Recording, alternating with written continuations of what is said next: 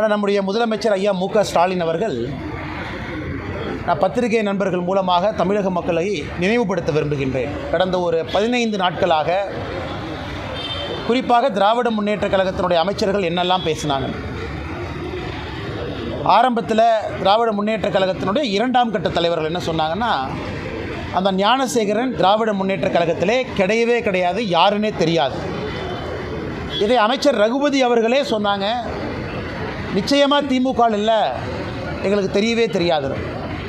ஆனால் இன்றைக்கி சட்டப்பேரவையில் முதலமைச்சர் அவர்கள் பொய் சொன்னால் அது பிரச்சனையாக முடிந்துவிடும் என்பதற்காக கட்சியினுடைய அனுதாபின்னு ஒரு வார்த்தையை போட்டு தப்பிச்சுக்க பார்க்குறார். கட்சியினுடைய அனுதாபின்னு சொன்னால் நாளைக்கு தலைவர்னு வந்தாலும் கட்சியில் இருந்தாங்க, பொறுப்பில் இருந்தாங்கன்னு சொன்னாலும் தப்பிச்சுக்கலாம். கட்சிக்கு சம்பந்தமில்லை என்பதற்காக தமிழக மக்களை திசை திருப்புவதற்காக முதலமைச்சர் அவர்கள் இன்றைக்கி பாதி கிணத்தை தாண்டி வந்திருக்கார். அனுதாபி என்கின்ற வார்த்தையை பயன்படுத்தியிருக்கிறார். அதோடு நான் நிற்க போதில்லைங்கண்ணா, ஒரு வழக்கும் பாருங்கள், மாநில அரசு எப்படியெல்லாம் போய் சொல்லி மாட்டிக்கிறாங்க. அண்ணா நகர் வழக்கு, அந்த சகோதரி மீது பாலியல் வன்கொடுமை, சுப்ரீம் கோர்ட்டில் ஸ்பெஷல் எஸ்ஐடி போடுறாங்க. உச்சநீதிமன்றம் போவதற்கு முன்பு தமிழக அரசு கொடுத்துருக்கக்கூடிய செய்திக்குறிப்பு நல்லா பாருங்கள். அந்த இன்ஸ்பெக்டர் எந்த தப்பும் பண்ணல, நாங்கள் விசாரித்தோம், அதனால் யார் மீதும் நாங்கள் நடவடிக்கை எடுக்கப் போவது இல்லைன்னு செய்திக்குறிப்பில் இருக்குது. ஆனால் இன்றைக்கி எஸ்ஐடி பார்த்திங்கன்னா அந்த சம்மந்தப்பட்ட அதிகாரி ஒருத்தரை கைது பண்ணியிருக்காங்க. அவங்க அந்த சகோதரியினுடைய தாய்மாரை அடித்தாங்க அப்படின்னு சொல்கிறாங்க. அப்படி என்றால் எப்படி மாநில அரசே ஒரு செய்திக்குறிப்பு பொய்யாக கொடுக்க முடியும்? அப்படின்னா அந்த முதல்ல விசாரித்த அதிகாரி யார்? விசாரித்த அதிகாரி மீது நடவடிக்கை ஏன் இல்லை? அதனால் முதலமைச்சரினுடைய இந்த விஷயமும் கூட ஒரு முழு பூசணிக்காயை சோத்தில் மறைக்கிறதுக்கான முழு முயற்சியில் முதலமைச்சர் அவர்கள் இறங்கியிருக்கின்றார்.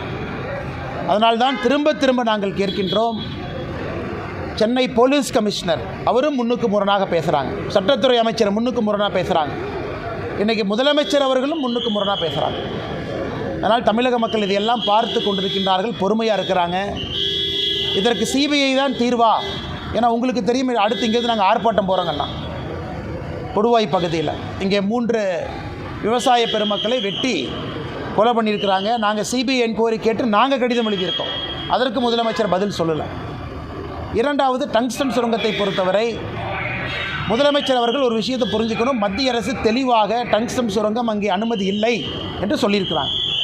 ஆனாலும் மத்திய அரசினுடைய செய்திக்குறிப்பில் இது மாநில அரசினுடைய பொறுப்பில் இருக்குது, மாநில அரசு முடிவெடுத்துக்கலாம், நாங்கள் நிர்பந்திக்கப் போவதில்லை என்பது தெளிவாக இருக்கும் பொழுது முதலமைச்சர் அவர்கள் இதற்கு ஒரு முற்றுப்புள்ளி வச்சிருக்கணும். அவர் முற்றுப்புள்ளி வைக்காததற்கு காரணம்தான் மதுரையில் கடந்த 2 நாட்களாக விவசாயிகளுடைய பேரணி கொந்தளிப்பெல்லாம் நம்ம பார்க்குறோம்.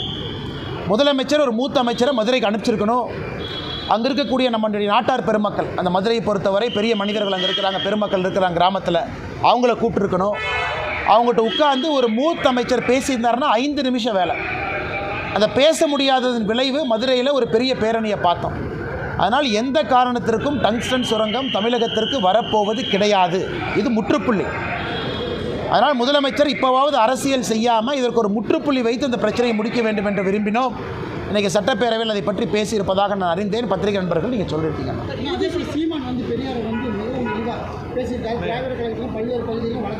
அவர் என்ன சொல்லியிருக்காருன்னா, பெரியாருடைய கொள்கைகளை எதிர்ப்பது தான் என்னுடைய கொள்கை என அவர் சொல்லியிருக்காரு. அவர் பேசியது சர்ச்சையை ஏற்படுத்தியிருப்பதாக சொல்லி பெரியார் ஆதரவாக அமைச்சர் தொடர்ந்து அண்ணா சீமான் அண்ணன் அவர்கள் அந்த சென்னை புத்தக ஃபேர் அங்கே போயிட்டு ஒரு புத்தக வெளியீட்டு விழாவில் சில கருத்துக்களை வச்சு பேசியிருக்காங்க.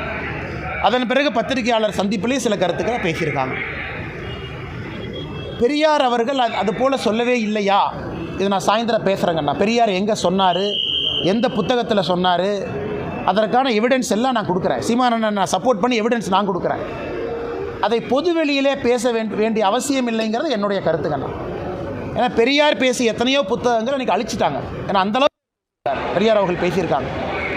ஆனால் அண்ணன் சீமான் அவர்கள் பெரியார் அவங்க பேசியிருக்காங்கன்னு சொன்னதை எந்த புத்தகத்தில் பெரியார் எழுதியிருக்காங்கிற எவிடன்ஸை நான் கொடுக்குறேன்.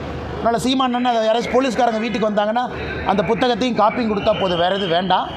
ஆனால் பொது வெளியிலே அதை பற்றி நான் பேச விரும்பவில்லை. காரணம், பெண்கள் பார்க்குறாங்க, குழந்தைகள் பார்க்குறாங்க. பெரியார் அவர்கள் ஒரு காலத்தில் பேசினதெல்லாம் இன்றைக்கி நம்ம பேச ஆரம்பித்தோம்னா மக்களுக்கு அருவருப்பு வந்துடும். அதை போன்று சில வார்த்தைகள் அதில் இருக்குது. ஆனால் அண்ணன் சீமான் அவர்கள் சொன்னது சரிதான் அப்படின்னு நான் சொல்ல விரும்பலைங்கன்னா காரணம் ஒரு கருத்தை வச்சிருக்கிறாங்க. அது சீமான் அண்ணன் அவர்கள் ஏன் சொன்னாங்கன்னு அவங்க தான் சொல்லணும். அதனால் என்னை பொறுத்தவரை பெரியார் அவர்கள் பேசியிருக்கிறாங்களான்னு நீங்கள் கேட்டிங்கன்னா அது போன்று பேசி இருக்கின்றார், அதற்கான ஆதாரத்தை நான் தர தயார் என்பதை பத்திரிகையாளர் சந்திப்பில் நான் சொல்கிறேன். பட் நான் அந்த கருத்தை பொதுவெளியில் பேச விரும்பலை. காலம் கடந்து விட்டது, அரசியல் மாறிவிட்டது, மக்கள் அரசியலை புதிய பார்வையில் பார்க்குறாங்க. பெரியார் அவர்கள் இதற்கு முன்பு பேசியதெல்லாம் பொதுவெளியில் எடுத்து பேச ஆரம்பித்தோம்னா ரொம்ப தவறாக போயிருக்கணும். உடையாம்பாளையத்தில் நேற்று ரவி ஆபிதான் சொல்லி ஒரு பிரியாணி கடை வச்சிருக்கிறாங்க. அதில் வந்து பிஜேபி ஓபிசி அணியை சேர்ந்த சுப்பிரமணியங்கிறவர் வந்து அவர் வந்து கடையை வைக்கக்கூடாது, பீஃப் பிரியாணி விற்கக்கூடாது அப்படின்றாரு. ஊர் கட்டுப்பாடு அப்படின்னு சொல்லியிருக்காங்க. அவங்க வந்து மாநகர காவல் ஆணையர் அலுவலகத்தில் இன்றைக்கி புகார் கொடுத்துருக்காங்க.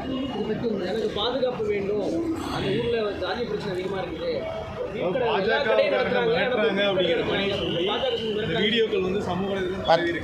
பார்த்தங்கன்னா நம்முடைய தலைவர்கள் கூட இருக்கிறாங்க. மாவட்ட தலைவர் அண்ணன் இருக்கிறாங்க, முன்னாள் மாவட்ட தலைவர் இருக்கிறாங்க, மூத்த தலைவர்கள் அண்ணன் இருக்கிறாங்க, விவசாய தலைவர்கள்லாம் இருக்கிறாங்க. அவங்களாம் காலையில் என்ன சொன்னாங்கன்னா, அதாவது இந்த சகோதரர் என்ன சொன்னார்னா, இங்கே வந்து மாமிசக்கடை வேண்டாம், கோவிலுக்கு பக்கத்தில் இருக்குது அப்படின்னு அவர் சொன்னார். அப்போ அந்த மாமிசக்கடை நடத்தக்கூடிய சகோதரர் அந்த தள்ளுவண்டியில் ஒரு போர்டில் பீஃப் பிரியாணி அப்படிங்கிற போர்டு தொங்குது.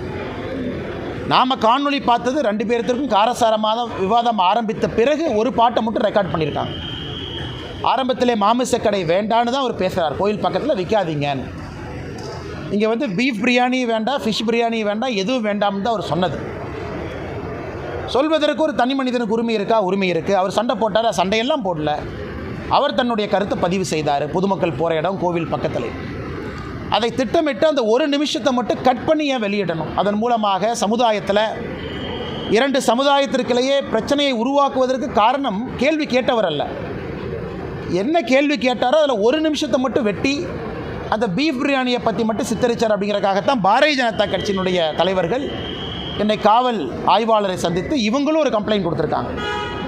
அதாவது 2 சமுதாயத்திற்கிடையே பிரச்சனையை உருவாக்குவதற்காக திட்டமிட்டு அந்த காணொலியில் ஒரு நிமிஷத்தை மட்டும் பதிவிட்டு வெளியே அனுப்பிச்சிருக்கிறாங்க. அவர்கள் மீது நடவடிக்கை எடுக்க வேண்டும் என்று. ஆனால் இவர் பொதுவாக சொன்னது கோவில் பக்கத்தில் மாமிசக்கடை வேண்டாம் என்று சொன்னார். அதுதான் பாரதிய ஜனதா கட்சியினுடைய தொண்டர் செய்தி. காவல்துறை வழக்கு போட்டிருக்காங்க. சட்ட ரீதியாக அந்த வழக்கை நாங்கள் பார்த்துக் கொள்கின்றோம். ஆனால் முதலமைச்சர் அவர்கள் முதல்ல அந்த யூஜிசி விவகாரத்தை பற்றி தெரிஞ்சுக்கணும். எஜுகேஷன் செக்ரட்டரிகிட்ட கேட்டு புரிஞ்சுக்கணும். பிப்ரவரி 5ஆம் தேதி வரை மத்திய அரசு என்ன சொல்லியிருக்கிறாங்க, யூஜிசியினுடைய டிராஃப்ட் நார்ம்ஸ் நாங்கள் இந்த மாதிரி டிராஃப்ட் கொடுக்குறோம், ஒரு மாநிலத்திலையும் ஸ்டடி பண்ணுங்கள், உங்களுக்கு பிரச்சனை இருந்தால் எங்களுக்கு அப்ஜெக்ஷனை தெரிவிங்க. பிப்ரவரி 5ஆம் தேதி வரை அது டிராஃப்ட். 2வது யூஜிசியில் வேறு என்ன சொல்லியிருக்காங்கன்னா, குறிப்பாக நேஷ்னல் எலிஜிபிலிட்டி டெஸ்ட் நெட்டு வேண்டாம், கோயம்புத்தூரில் இருக்கக்கூடிய எல்லா பேராசிரியர்களும் கேட்டாங்க இத்தனை நாளாக, அதை மத்திய அரசு நிறைவேற்றி இருக்கின்றோம். அதாவது இன்சைட் ப்ரொமோஷன், கல்லூரியில் சேர்ந்த பிறகு அதுக்குள்ளேயே எங்களுக்கு ப்ரொமோஷன் வேணும்னா நீங்கள் நெட் எழுத சொல்கிறீங்க, நாங்கள் 50 வயசில் எப்படி நெட் எழுதுவோம்? அதை நாங்கள் மத்திய அரசிடம் எடுத்து சென்றிருந்தோம். இந்த மாதிரி நெட்டு பரீட்சையை கம்பல்சரியாக பண்ணாதீங்க இன் ப்ரொமோஷனுக்கு, அதை மத்திய அரசு வேண்டான்னு சொல்லியிருக்கிறாங்க. வரவேற்க வேண்டிய விஷயம். அதே போல் மத்திய அரசு இன்னொன்று சொல்லியிருக்கிறாங்க, ஒரு பல்கலைக்கழகத்தினுடைய துணைவேந்தர் ஒரு ஆசிரியராக இருக்கலாம், பேராசிரியராக இருக்கலாம், இன்னொரு துறையில் வல்லுநராக இருக்கலாம், ஒரு மேனேஜ்மெண்ட் ஃபீல்டில். ஆனால் அவர்களுக்கு கல்வித்துறை சம்மந்தப்பட்ட சம்பந்தம் இருந்தால் மட்டும் போதும், அவர்களையும் இன்றைக்கி துணைவேந்தராக நாம் இன்றைக்கி நியமனம் செய்யலாங்கிற ஒரு புதிய திட்டத்தை கொண்டு வந்திருக்காங்க. அப்படி இருக்கும் பொழுது ஒரு கல்லூரியில் துணைவேந்தராக இருப்பதற்கு பேராசிரியர்கள் தவிர மற்றவங்களுக்கும் வாய்ப்பு கிடைக்குது. அதையும் நம்ம வரவேற்கணும், பாராட்டணும். 4வது, எப்படி அந்த துணைவேந்தரை செலக்ட் பண்ணுறது? அதில் குறிப்பாக 3 பேர் கொண்ட குழு அப்படின்னு இன்றைக்கி அந்த யூஜிசி டிராஃப்ட் நாமில் இருக்குது. ஒன்று யூஜிசியினுடைய நாமினி, இன்னொன்று பல்கலைக்கழகத்தினுடைய செனேட் நாமினி, 3வது கவர்னருடைய நாமினி. இந்த 3 பேர் கொண்ட குழு. பல்கலைக்கழகத்தினுடைய செனேட் நாமினி என்கின்ற முறையில் மாநில அரசுக்கு அவர்களுக்கு தேவையான மரியாதை அதில் வந்துடுது. பல்கலைக்கழகத்தினுடைய செனேட் அங்கேருந்து ஒரு ரெப்ரசன்டேட்டிவ் வந்துடுறாங்க. யூஜிசி நாமினி, ஏன்னா நாம்ஸ் எல்லாம் சரியாக மெயின்டைன் பண்ணணும்.